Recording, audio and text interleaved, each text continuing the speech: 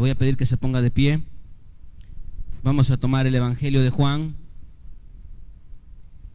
Evangelio de Juan, capítulo 20. 1, 2, 1, 2. 1, 2. Evangelio de Juan, capítulo 20. Y para iniciar quiero tomar el versículo 29, para que sea Dios el que nos ilumine en esta palabra y el que nos dirija a través de su escritura. Evangelio de Juan, capítulo 20, versículo 29.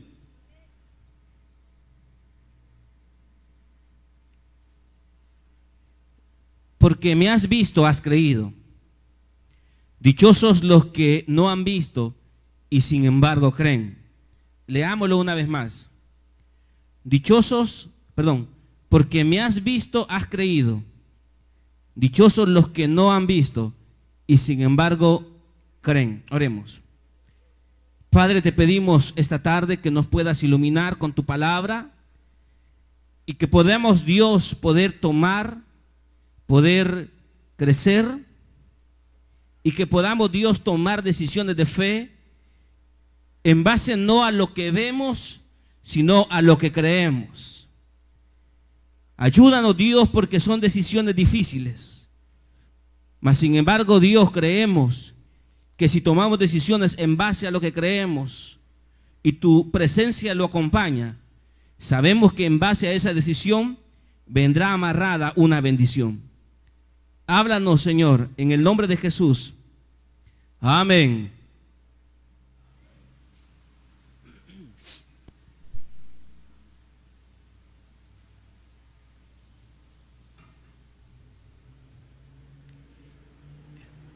Siempre he pensado que en la vida es fácil tomar decisiones en base a aquellas cosas que generan seguridad en nuestra vida. Siempre he pensado que las decisiones más fáciles de tomar son aquellas que en mi teoría o en la teoría humana son cosas que nos generan sensaciones de estabilidad.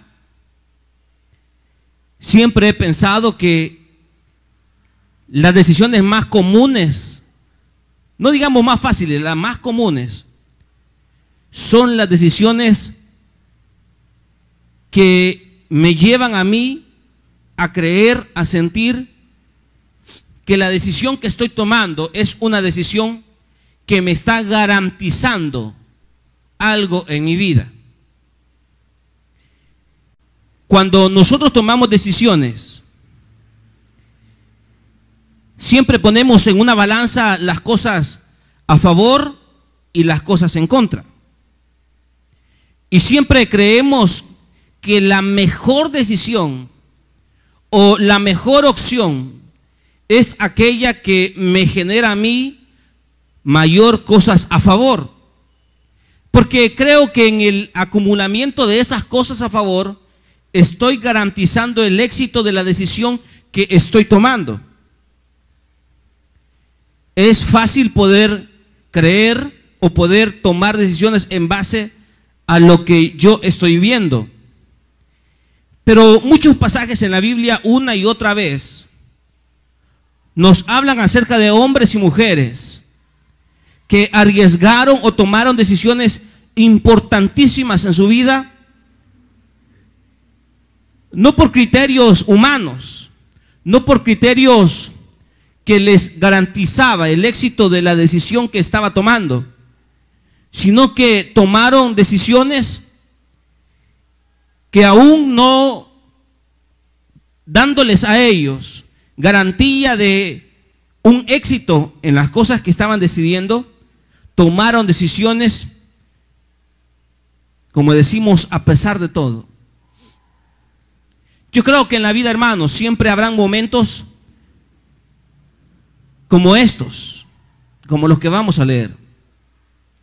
En la vida siempre hay momentos donde tenemos que tomar decisiones no por lo que yo quiero, no por lo que yo espero, no por lo que yo veo, sino que en la vida siempre habrán momentos importantísimos. Y digo importantísimos porque son momentos trascendentales en nuestra vida. Habrá momentos en los cuales yo debo de tomar una decisión a pesar de las cosas que me rodean. Podemos tener muchas cosas a favor en base a una decisión, a una postura frente a un problema o frente a una condición. O puedo tener solamente algo que puede ser pequeño en términos humanos. Y en la lógica humana a mí me lleva a tomar decisiones que me garanticen, porque ninguno de nosotros está aquí para vivir momentos en la vida complicados. Nadie quiere eso. Todos queremos y esperamos que las cosas salgan como nosotros desearíamos. Pero ¿cuántos de nosotros vivimos momentos que no queremos, que no nos gustan, que no nos parecen? Pero ¿será esto un problema de Dios? ¿Será esto una decisión de Dios? ¿O será esto una consecuencia de lo que hay en nuestro interior? El versículo 29 nos habla acerca de Jesús acercándose a sus discípulos. Ya vamos a leer del versículo 24 para que podamos entender mejor. Pero Jesús hace un reclamo, le pudiéramos decir. Y el reclamo es: porque me has visto, has creído. Y hay muchas realidades en nuestra vida, hermanos, en las cuales nuestros ojos no pueden percibir la presencia de Dios, pero sorpresa, Dios está ahí. Oiga eso. ¿Cuántas cosas pasan en nuestra vida que la aislamos, que la alejamos de un toque divino por estas razones o por este razonamiento? Pienso que Dios no está aquí porque esto que estoy viviendo no me favorece en términos humanos, y creo que Dios no está ahí. Pero sería que nos sentáramos y realmente hiciéramos conciencia y oráramos y viniéramos delante de Dios y le preguntáramos al Señor: Señor, ¿estás tú aquí a través de esto que estoy viviendo? Señor, tu presencia está queriéndome decir algo a través de esto que estoy sintiendo. Porque siempre le atribuimos las cosas de Dios o las cosas a Dios cuando lo que estoy viviendo me genera estabilidad, seguridad, alegría.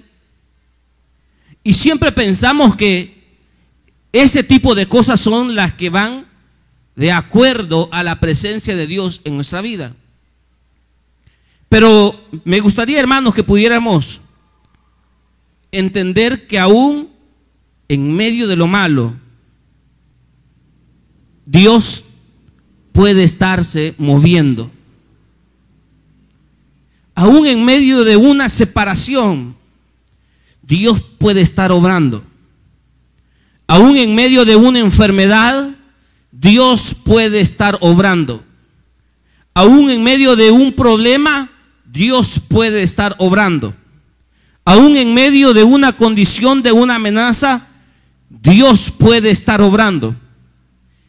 El problema es que nosotros no tenemos muchas veces la capacidad de poder ver esta situación de esta manera, porque quisiéramos ver y queremos valorar las cosas que vemos en base a las cosas o en base a la manera que me favorece. Pero habrán cosas que en un principio no pueden traer ningún favorecimiento a nuestra vida. ¿Qué favorecimiento podrá traer que una persona pierda su trabajo, por ejemplo? ¿Qué favor podrá traer o qué beneficio podrá traer a nuestra vida si un día uno de nosotros se queda sin empleo? ¿Qué beneficio podrá haber a través de una enfermedad? ¿Qué beneficio podrá existir a través de una situación complicada? En términos humanos, ninguno. Ninguno. Pero ¿qué tal si Dios ha permitido que vivamos un tiempo sin empleo porque Él nos quiere dar algo mejor? ¿Qué tal si Dios ha permitido que vivamos un momento de enfermedad? Porque cuando venga la salud a nuestra vida, Él quiere enseñarnos a valorar la salud. Decía el hermano que pasó aquí a dirigir los testimonios, a decir quiénes querían dar testimonio. Y si yo creo que realmente hiciéramos conciencia, creo que todos los que estamos aquí deberíamos de haber hecho una cola para testificar. Porque si usted no está viviendo un tiempo de enfermedad, ese ya es un milagro de Dios. Si usted no está viviendo un tiempo de escasez, eso ya habla de la presencia de Dios en su vida. Hay cosas, hermanos, que para nosotros se van convirtiendo en algo tan pequeño e insignificante. Y sabe una cosa, porque lo vamos viendo tan pequeño e insignificante, dejamos de pensar que eso viene de Dios. Pero no damos testimonio por la salud, pero ¿qué pasaría si Dios le quita la salud? ¿Se ha puesto a pensar en eso? ¿Sabe qué nos llevaría esto a reflexionar? Que la salud entonces era una bendición del Señor. ¿Qué pasa si de repente Dios nos quita el negocio? Pues llegaríamos a pensar o a reflexionar que ese negocio es una bendición del Señor. Las cosas en nuestra vida se van normando o se van moviendo de una manera tan normal en nosotros que dejamos de ver las cosas que tenemos o aún las cosas que no tenemos como una bendición del Señor. Aún, hermanos, oiga eso, aún las cosas que yo no tengo son bendición de Dios. Porque aunque yo no las tenga y quizás yo las quisiera tener, Dios sabe por qué no me las da. Porque quizás si Dios me las da, entonces yo dejaría de poner mi mirada y mi atención en esas cosas que Dios me ha dado. Y un día de esta semana hablaba con una persona y me decía que muchas veces nosotros como humanos, cuando no tenemos, cuando necesitamos de Dios, buscamos al Señor. Pero Dios en su gracia y su misericordia nos ha dado aquello que necesitamos o aquello que le hemos pedido. ¿Y sabe qué es lo primero que hacemos? Dejamos de tener la actitud que tuvimos al inicio. Y ya no oramos y ya no buscamos a Dios como antes.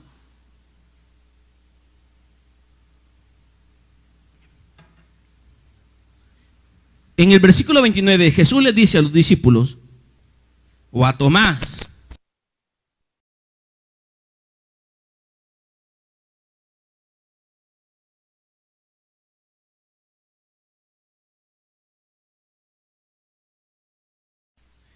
pero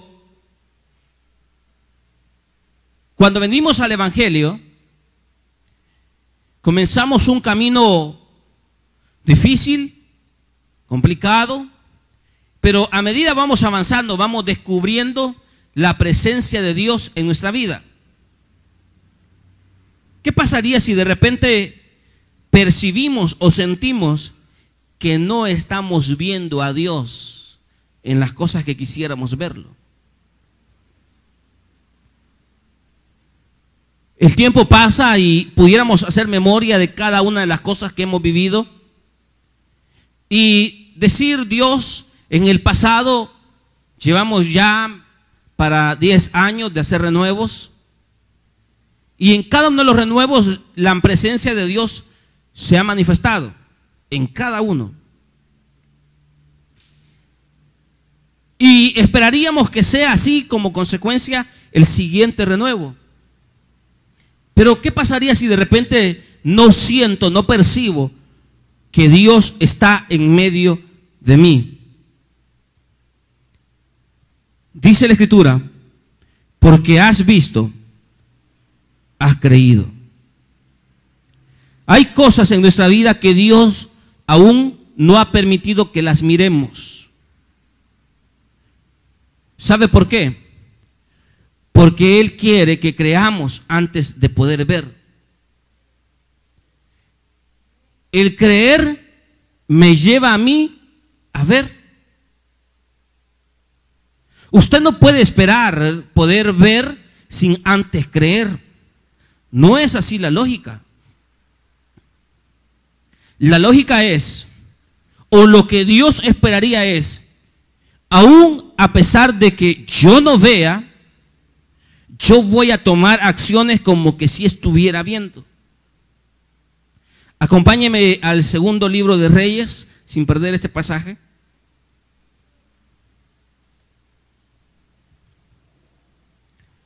Capítulo 3.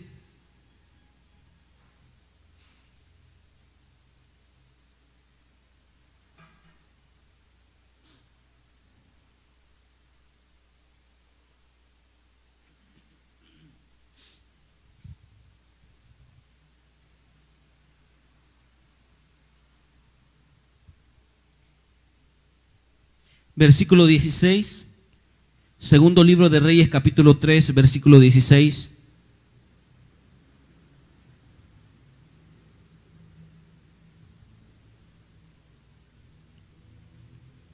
¿Están conmigo?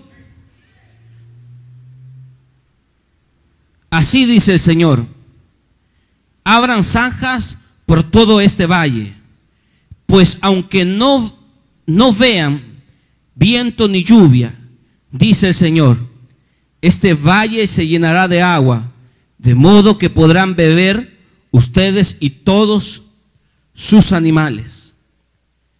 El pueblo estaba viviendo una sequía, estaba en medio de una guerra. El ejército desfallecía por el agua. Y Dios a través del profeta aparece y le dice: abran unas zanjas en la tierra, porque aún ustedes no están viendo ni pueden percibir el viento ni la lluvia, pero lloverá. ¿Se imagina los hombres tomando sus azadones, sus palas, sus piochas, abriendo zanjos en medio de la tierra? Y al ver al cielo un sol extremadamente fuerte, al sentir con sus manos la tierra, sentirla extremadamente caliente y sin ninguna pizca de vida. ¿Se imagina lo que otras personas pudieron pensar de aquellos que estaban abriendo el zanjo en medio de la tierra? ¿Qué pudieron pensar esas personas? ¿O qué pudieron hacer? Lo más común tuvo que haber sido: se burlaron de ellos. Va a llover, miremos el sol, no parece que vaya a llover. Llevemos eso a nuestra vida. ¿Qué pasa cuando usted toma decisiones que todo parece que es imposible que la decisión que usted esté tomando suceda en su vida? ¿Qué pasa? ¿Escucha la voz de las personas que le felicitan, o cuántos escuchan la burla de otros riéndose de usted por la decisión que está tomando? ¿Cuántos pueden escuchar la voz de burla, de crítica, porque usted está tomando decisión de fe, dispuesto a alejarse, dispuesto a renunciar sobre algún aspecto de su vida? ¿Y cuántos le pueden decir: estás loco? Estás tomando una decisión alocada. eso no te llevará a ningún lugar. Eso no va a suceder en tu vida. ¿Y cuántos se han mantenido firmes en medio de esas decisiones, a pesar de que muchas personas pueden estarse riendo o burlando de la decisión que usted está tomando? ¿Cuántos se burlaron, por ejemplo, cuando usted decidió comenzar a servir? Y le dijeron: te doy una semana para que te pases esa locura.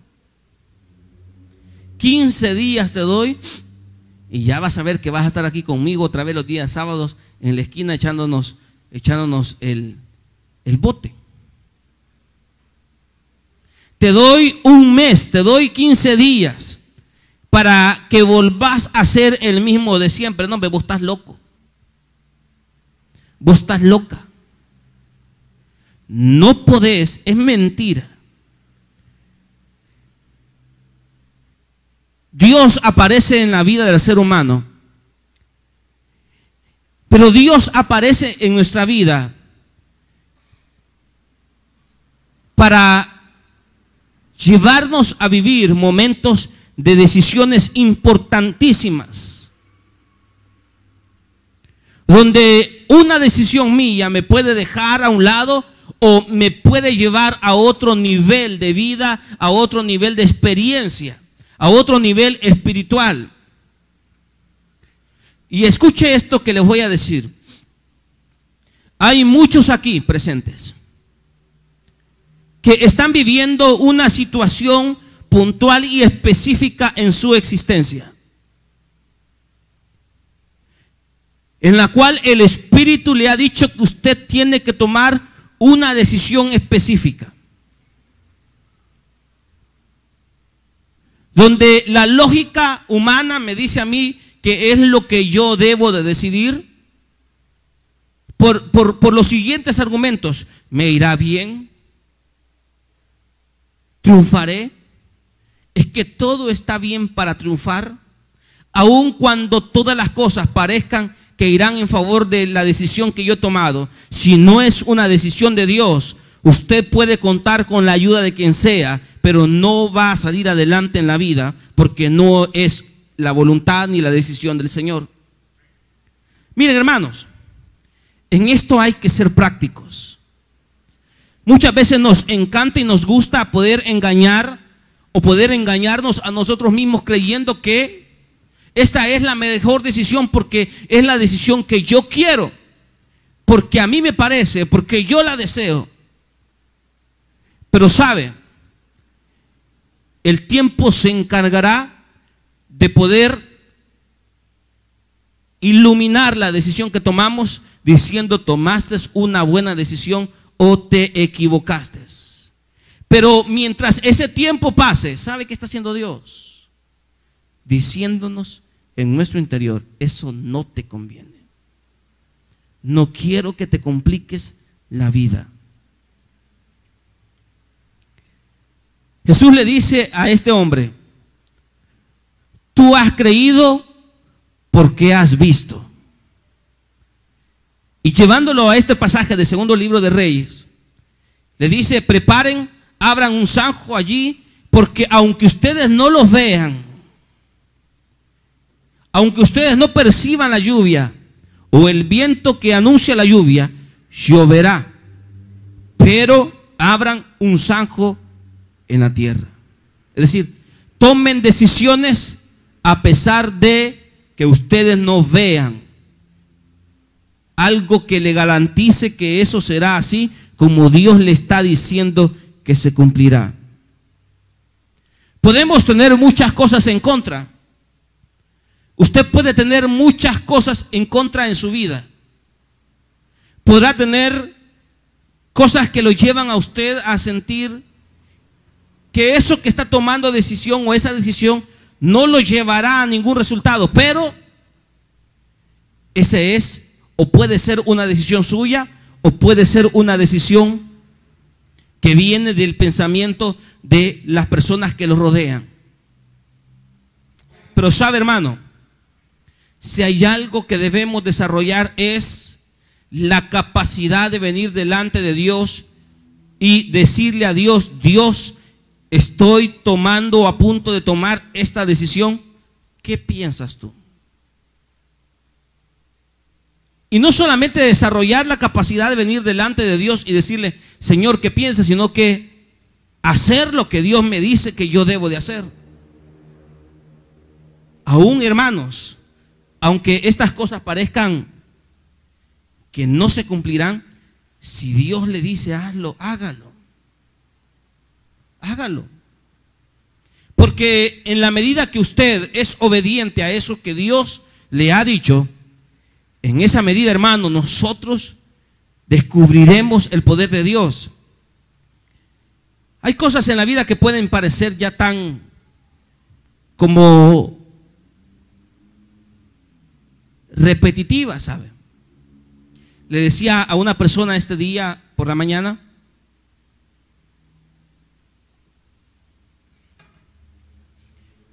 esta persona tiene un problema, una atadura, y hablábamos.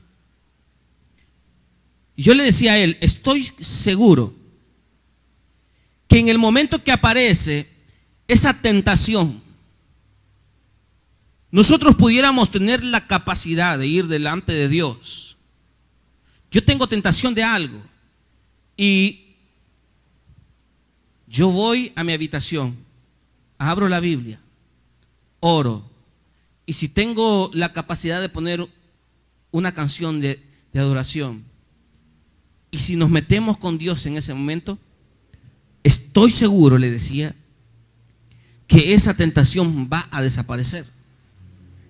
Porque la Biblia dice: resistan al diablo y él huirá de ustedes. Pero yo le preguntaba a ese hermano: ¿por qué usted volvió a caer en ese problema? Y él me decía: porque me junté, porque hablé, porque me reuní con una persona que me volvió a inducir a lo que era parte de mi vida. Es fácil volverse o no enfrentar nuestras tentaciones o limitaciones aferrándonos a aquello que me induce a mí a volver al pasado. Pero sabe, hermanos, muchas de las cosas que estamos viviendo no es de darle vueltas. Es que a nosotros nos gusta darle vuelta a las cosas. No le demos vuelta al problema que vivimos. Esto es sencillo. Tenemos una tentación, oremos, leamos la Biblia, adoremos a Dios, y eso pasará de largo. Sencillo, fácil. Esto parece ya algo repetitivo, pero sabe, hermano, no lo hacemos. No ponemos en práctica la palabra que hemos recibido de Dios. Sencillo. Tenemos un problema, oremos, busquemos a Dios, vengamos delante del Señor, y yo sé que Dios nos responderá. Volviendo ya al pasaje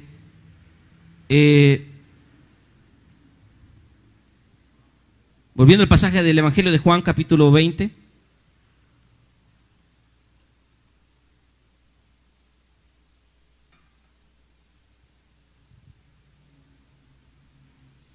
¿Por qué Jesús le dice esto a Tomás? Versículo 24.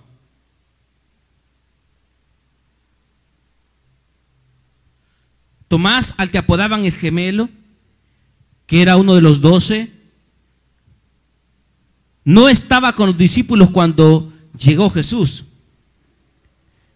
Así que los otros discípulos le dijeron: hemos visto al Señor. Mientras no vea yo la marca de los clavos en sus manos, y meta mi dedo en las marcas y mi mano en su costado, no creeré. Los discípulos le dijeron a este hombre: hemos visto al Señor. En la vida siempre habrán personas que se nos acercan para darnos una palabra de esperanza a nuestra vida. Y oigan esto, jóvenes. En la vida siempre habrán personas que se acercan para motivar, para hacer crecer nuestra fe. Siempre habrán personas que se acercan para tener un buen consejo. Pero ¿sabe qué es lo que generalmente se hace? Es despreciar esa palabra, ese consejo o esa palabra que nos quiera iluminar la vida. Este hombre, se le acercaron los discípulos y le dijeron: hemos visto al Señor. Todos hemos visto al Señor. Y aquel tuvo que haber pensado en su interior, aunque la Biblia no lo dice: pajas. Aunque yo voy a creer solamente cuando yo lo pueda tocar. Pajas. ¿Cuántas personas se acercan a su vida para hacer crecer su nivel espiritual? Pero nosotros preferimos poder tomar nuestros propios medios y poder tomar nuestras propias decisiones, cuando ese medio o esa decisión lo que me está llevando a mí es a tener un camino más largo. Los discípulos se le acercaron a este hombre y le dijeron: hemos visto a Dios. ¿Cuántas personas se acercan y dicen: te quiero dar un consejo? No tomes esa decisión. ¿Y sabe qué hacemos nosotros? Sin ánimo de ofender, somos burros. Piense en un momento cuando alguien se le acercó y le dijo: te quiero dar este consejo. A mí hace un par de tiempo hubo una persona que se me acercó y me dijo: yo quiero darte este consejo. Y me sentó allí. Antes no estaba así, pavimentado, antes todo eso era tierra.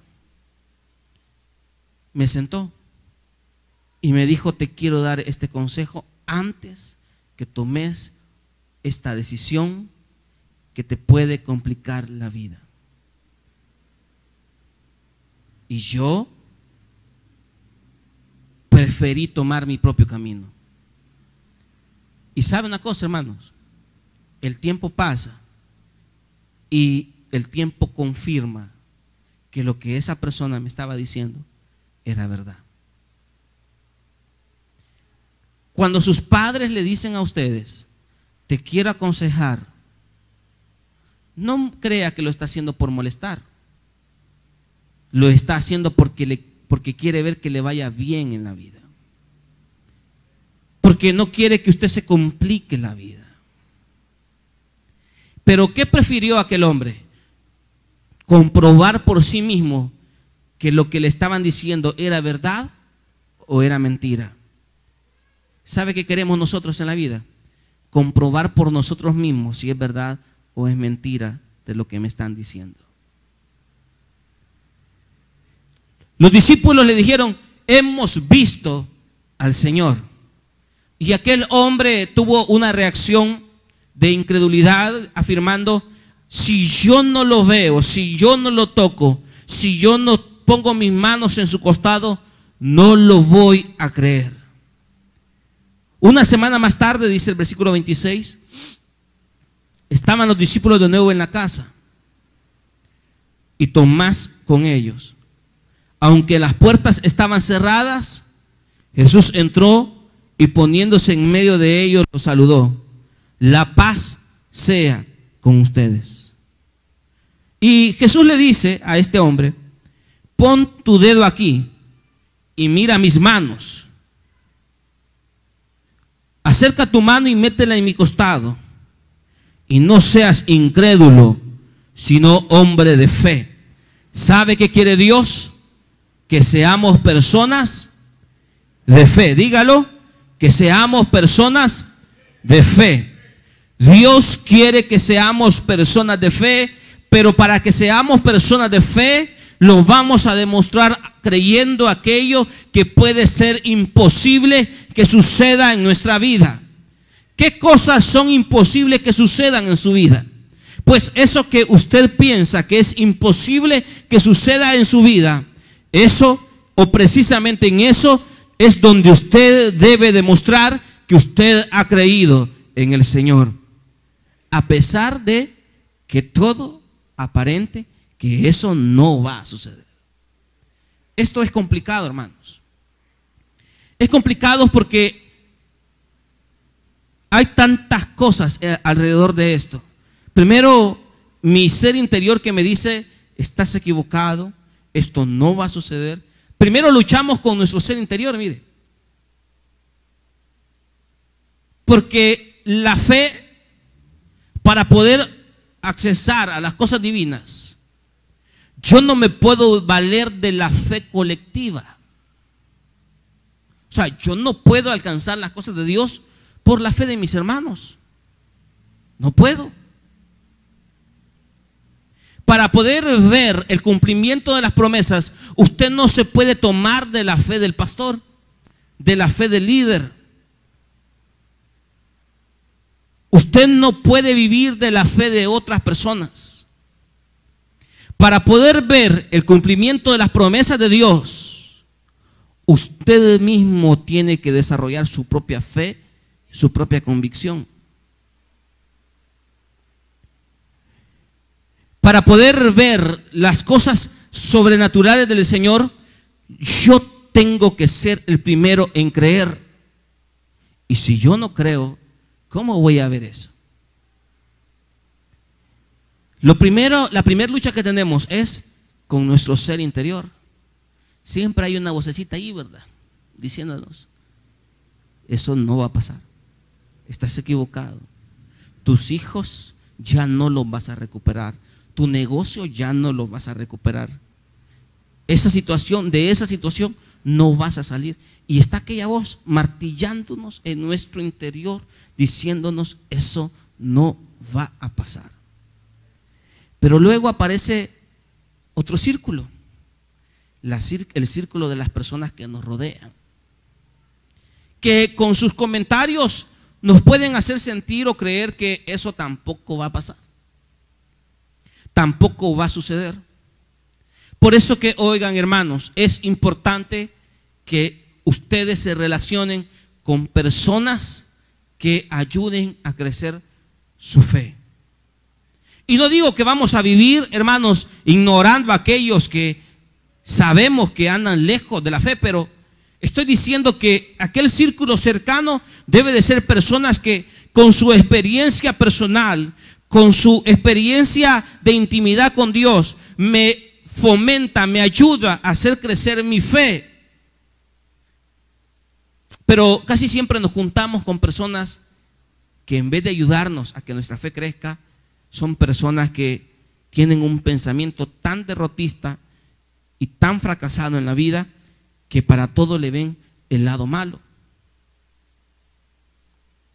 No solamente luchamos con la voz interior que me dice esto no va a pasar, sino que también luchamos con aquellas personas con las cuales yo me estoy relacionando. ¿Y sabe qué es lo peor? Que muchas veces esa voz que me dice a mí esto no va a pasar, no es la voz de una persona lejana a mí, sino que es la voz de una persona que está cercana a mí. Quizás en la misma casa escuchamos la voz pesimista que nos dice esto no va a cambiar. Pero sabe, hermanos, ¿qué es lo que debemos de hacer en ese momento?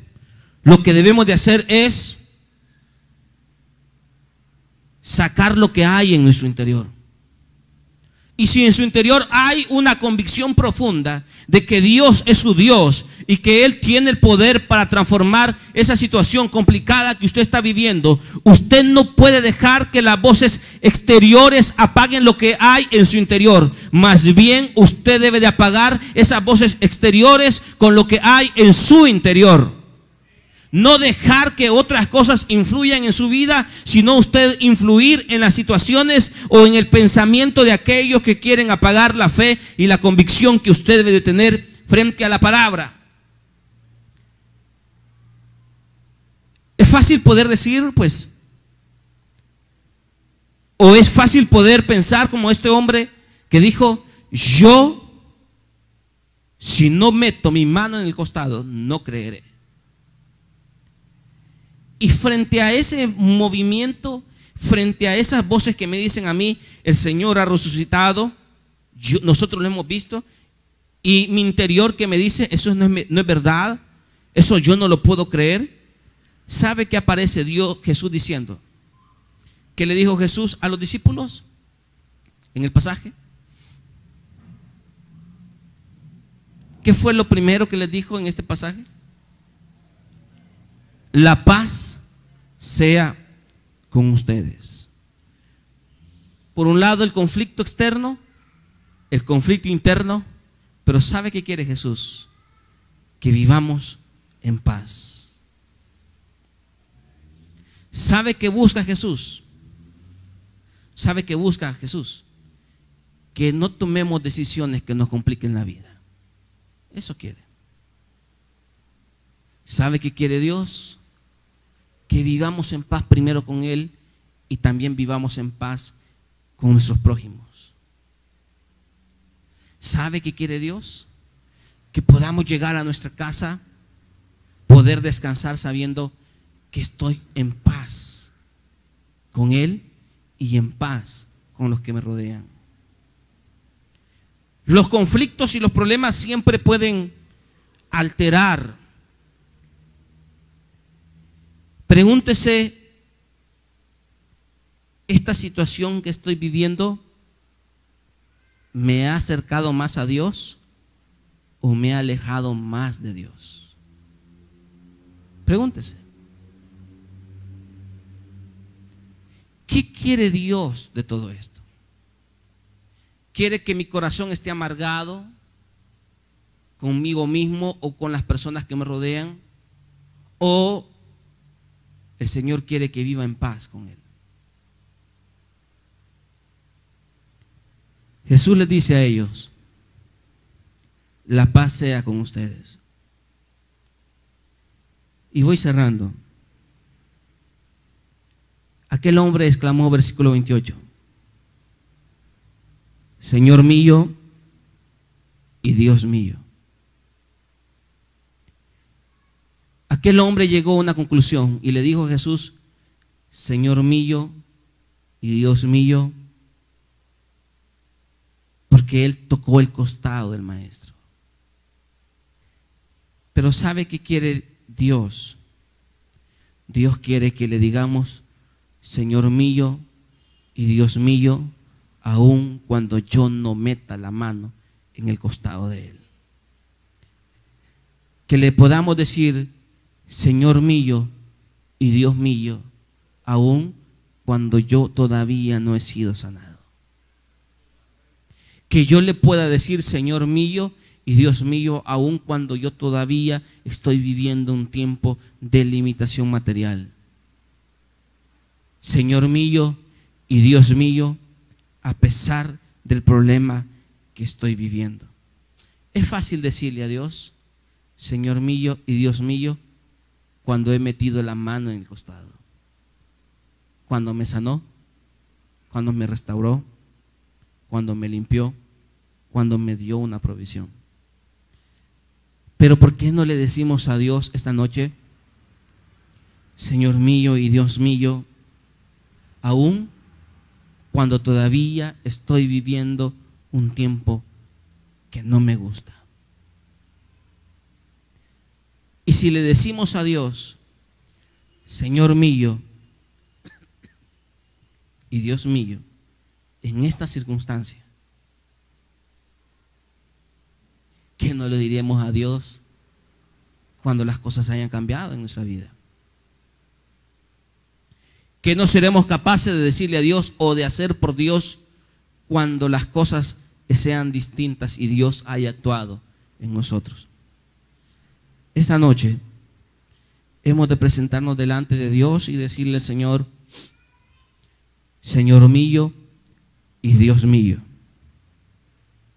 No porque hemos metido la mano en el costado, sino que Él es nuestro Dios y nuestro Señor,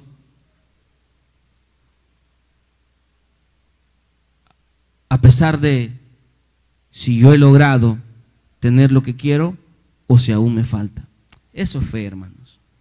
Poder reconocer la supremacía de Jesús a pesar de que yo estoy viviendo aún momentos que no me agradan y no me gustan.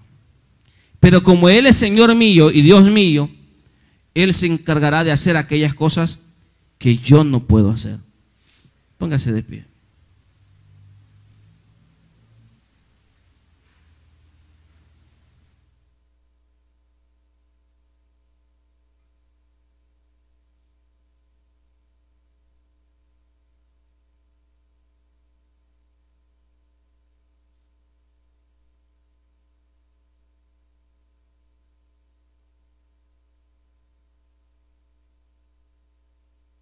Él es nuestro Señor y Él es nuestro Dios.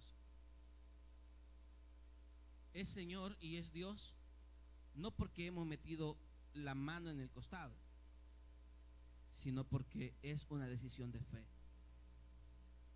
Yo he decidido hacer de Él mi Señor y mi Dios, aun cuando no estoy viendo, aun cuando no estoy percibiendo que Él me ha dado aquello que yo necesito.